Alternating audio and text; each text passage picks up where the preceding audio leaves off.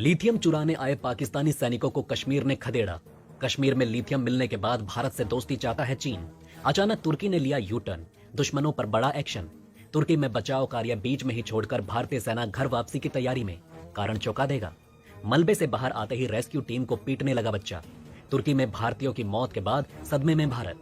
तुर्की ने letter share करके सभी भारतीयों को रुलाया। नमस्कार दोस्तों, आइए 10 मिनट में देखते हैं एक एक करके सभी खबरों को फटाफट। आप स्पीड बढ़ाकर भी पूरा वीडियो देख सकते हैं। दोस्तों, कश्मीर में लिथियम चुराने आए थे पाकिस्तानी सैनिक। कश्मीरियों ने पकड़कर कूट दिया। हाथ तुड़वाकर पाकिस्तानी सैनिक भागे अपने देश। जी हां दोस्तों, जब से कश्मीर में लिथियम का विशाल भंडार मिला है, तब से ही चीन और पाकिस्तान कश्मीर में मंडराने लगा है। वहां की मीडिया पागल हो गई है। उन्हें समझ नहीं आ रहा कि आखिर कश्मीर में खरबों का भंडार भारत को कैसे मिल गया। पाकिस्तान में भुखमरी है। वहां के टीवी पत्रकार पेट्रोल पीकर जिंदा हैं। पाकिस्तानी सैनिकों को समय पर वेतन तक नहीं मिल पा रहा। इसी वजह से पाकिस्तानी सेना कश्मीर के अंदर घुसपैठ करके 2-4 किलो लिथियम चुराने की कोशिश कर रही है। लेकिन अब कश्मीर का रखवाला कश्मीरी लोग खुद बन चुके हैं। वहीं दूसरी तरफ अब चीन में जिनपिंग से ज्यादा लोग कश्मीरी लिथियम के बारे में चर्चा कर रहे हैं। धीरे धीरे चीनियों को समझ आ रहा है कि भारत से दुश्मनी ठीक नहीं। कश्मीर में लिथियम मिलने के बाद चीन भारत से दोस्ती चाहता है। चीनी सेना एलएसी से पीछे हट रही है। आज चीनियों को लिथियम लेने हजारों मील दूर साउथ अमेरिका जाना पड़ता है। वहां भी इन्हें बेहद घटिया क्वालिटी का लिथियम मिलता है।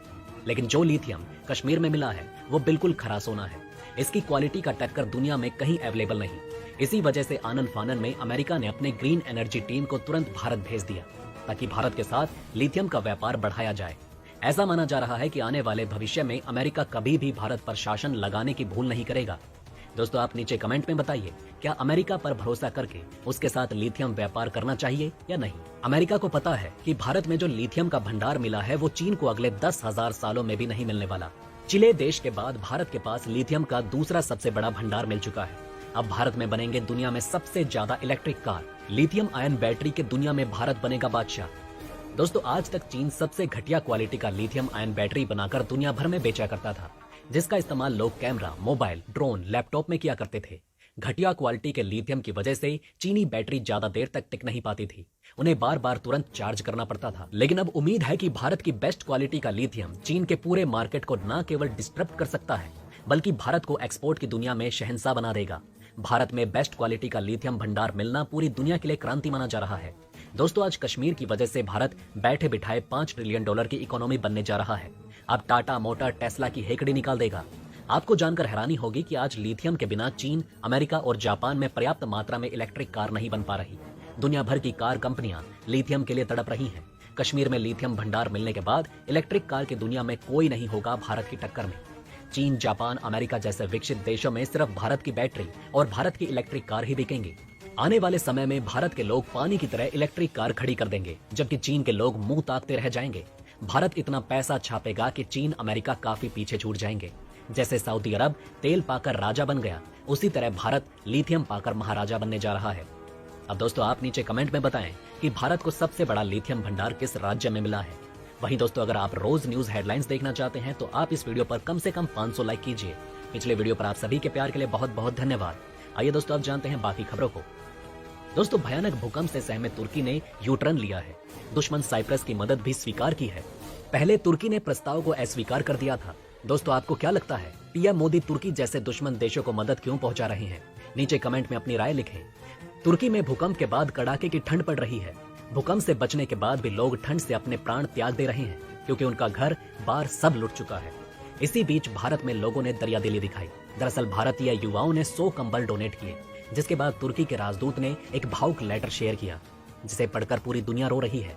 लेटर में लिखा हुआ है, भारत से प्यार भेज रहे हैं। तुर्की के सभी लोगों को हमारा सादर प्रणाम। तुर्की में आई प्राकृतिक आपदा में जान माल के नुकसान को लेकर हम सभी बेहद चिंतित हैं। हम सभी भारतीय संकट की इस घड़ी में तुर्की के साथ दुख में खड़े हैं। भगवान तुर्की पर कृपा करे और उसे इस मुसीबत से निपटने में हिम्मत दे।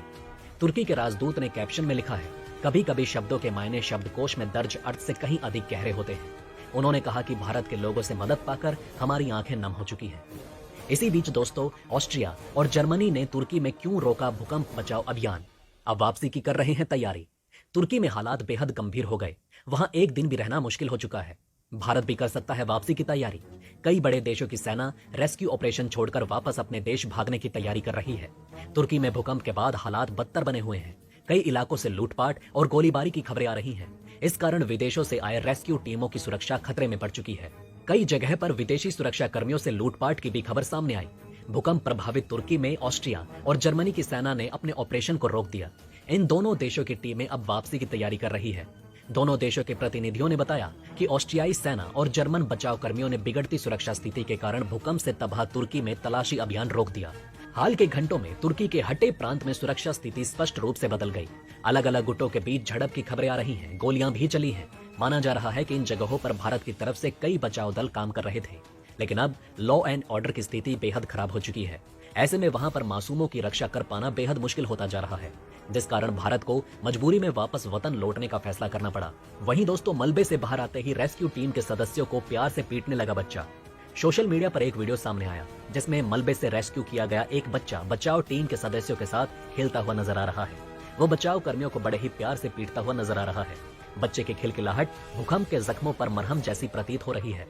आपको बता दें कि तुर्की में बचाव कर्मियों ने मलबे के नीचे 101 घंटों तक दबे रहे एक परिवार के 6 लोगों को जिंदा निकाल लिया। वहीं एक किशोर को भी सुरक्षित निकाल लिया गया, जो अपना पेशाब पीकर जिंदा रहा। वहीं दोस्तों, इस भूकंप में एक भारतीय की भी मौत की खबर है।